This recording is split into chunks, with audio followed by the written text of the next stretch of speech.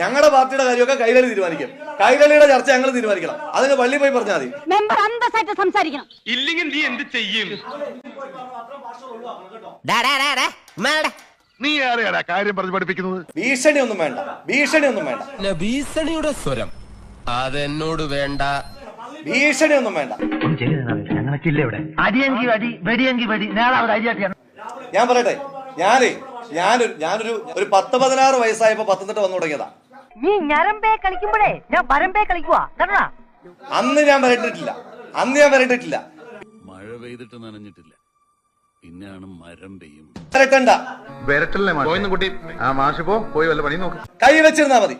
ഉടക്കാനാണ് ഭാവമെങ്കിൽ തന്റെ ഈ ക്ലോസറ്റ് കഴിയുന്ന ബ്രഷ് പോലത്തെ തലയുണ്ടല്ലോ, പോളിച്ചടിക്ക് പെട്ടിലാക്കി പേഴ്സണലാക്കി കളയും ഞാൻ. വരട്ടണ്ട, അത്രേ ഉള്ളൂ. നിങ്ങൾ എനിക്ക് പേടിയില്ല. നീ പേടിക്കണം, അത്രേ ഉള്ളോ?